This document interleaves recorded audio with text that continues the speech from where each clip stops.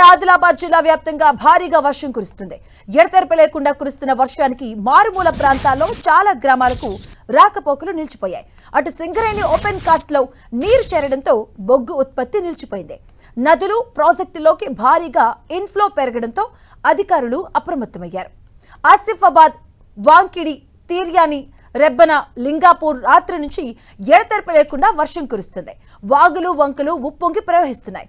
తీర్యాని మండలంలోని పలు గ్రామాలకు బాహ్య ప్రపంచంతో సంబంధాలు తెగిపోయాయి. లోతట్టు గ్రామాలకు రాకపోకలు స్తంభించిపోయాయి. శివగూడ, బీరంపూర్, మాణిక్యాపూర్, మంగి, రోంపల్లి లో లెవెల్ వంతెనపై నుంచి వరద ఉధృతంగా ప్రవహిస్తుంది. దీంతో రాకపోకలు స్తంభించాయి. పశువుల మంద వాగులోనే ఈదుకుంటూ దాటింది.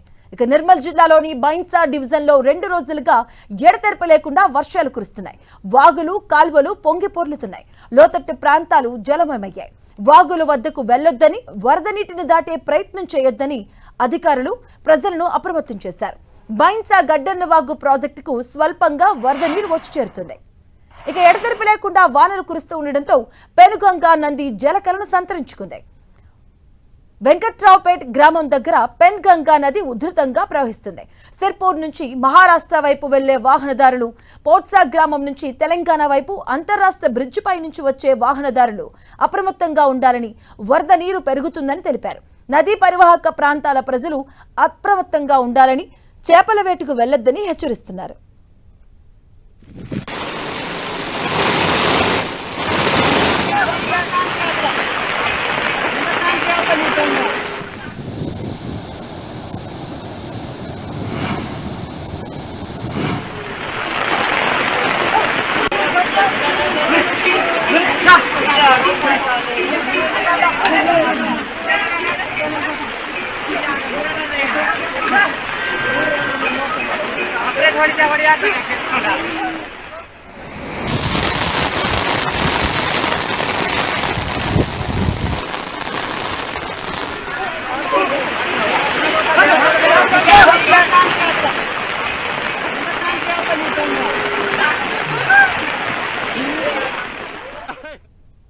రైన్స్ పై పూర్తి డీటెయిల్స్ ఆదిలాబాద్ జిల్లా నుంచి మా ప్రతినిధి ప్రేమ్ సాగర్ అందిస్తారు.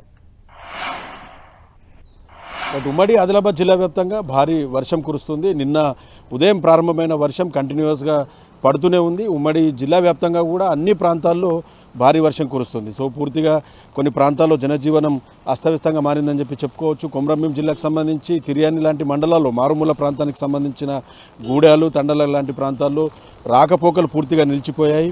చిన్నపాటి వాగులు, గ్రామాలకు సమీపంలో ఉన్న వాగులు, లో లెవెల్ వంతెనలన్నీ కూడా ఈ భారీ వర్షానికి వరదల వల్ల పొంగి పొరలడంతో చాలా గ్రామాలకు ఇప్పటికీ రాకపోకలు నిలిచిపోయాయి. నిన్న చూసాం, ఒక యువతి ఖానాపూర్ కాన్స్టిట్యున్సీలో తను పెన్షన్ తీసుకొని వాగు దాటుతుండగా ఒక్కసారిగా వరద ఉధృతి పెరిగి ఆమె అందులో కొట్టుకొని పోయి మృతి చెందింది. దాంతోపాటు చెన్నూరు నియోజకవర్గంలో ఒక 2 ఇండ్లు కూలి అక్కడ రాత్రిపూట నిద్రిస్తున్న వాళ్ళకి గాయాలయ్యాయి. ఇలా చెదురుమెదురు ఘటనలు చాలా ప్రాంతాల్లో జరిగాయి. అధికారులు మాత్రం పూర్తిగా అప్రమత్తంగా ఉండాలని చెప్పి చెప్తున్న పరిస్థితి ఉంది. సేమ్ టైం ప్రాజెక్టుల్లో, నదుల్లో కూడా ఇన్ఫ్లో అనేది పెరిగింది.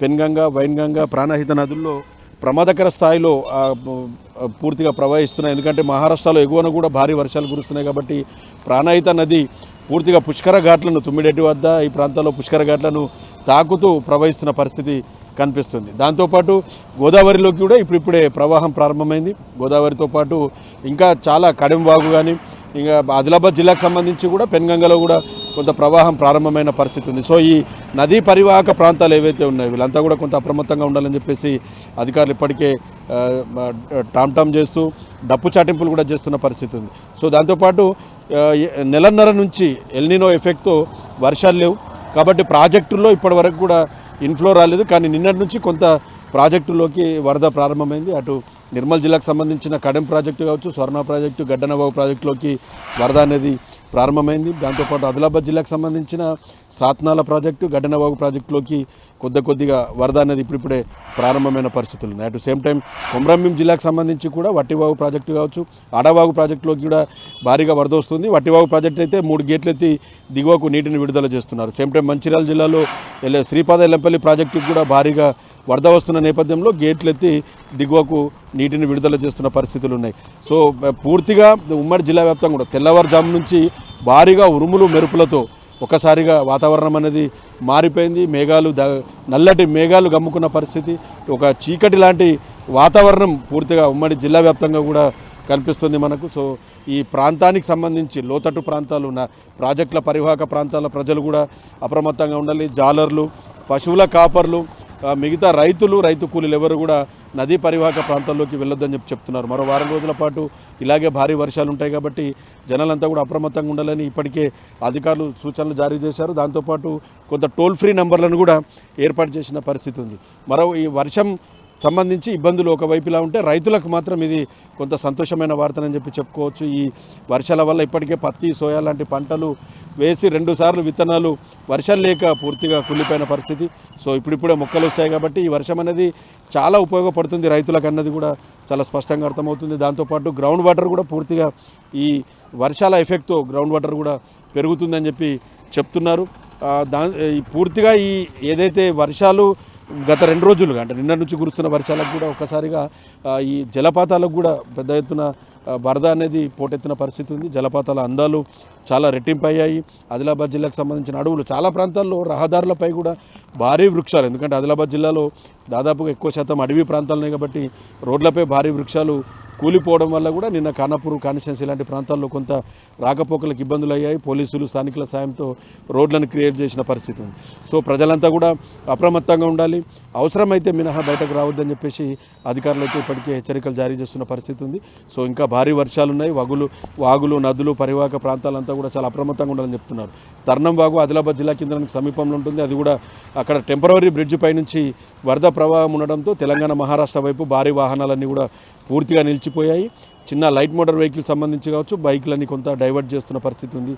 సో పెన్గంగకు కూడా పరివాహ ప్రాంతంలో ఇంకా వరద ఉధృతి పెరిగే అవకాశం ఉంది కాబట్టి ప్రజలంతా అప్రమత్తంగా ఉండాలని అధికారులు చెప్తున్నారు. వ్యవసాయ పనులు ఉన్న వాళ్ళు కూడా పిడుగులు పడే అవకాశం ఉన్నందున ఒక 2-3 రోజుల పాటు వ్యవసాయ కూలీలు కూడా పనులకు వెళ్ళొద్దని చెప్తున్న పరిస్థితి ఉంది. సో ఓవరాల్గా ఉమ్మడి ఆదిలాబాద్ జిల్లా వ్యాప్తంగా భారీ వర్షాలు కురుస్తున్నాయి.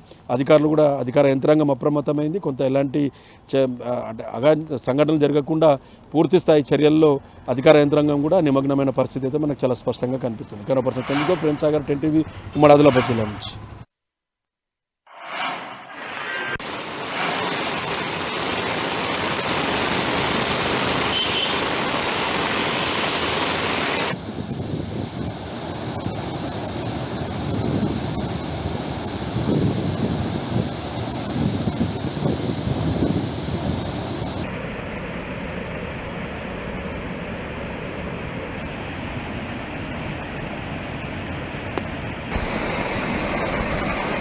Yeah.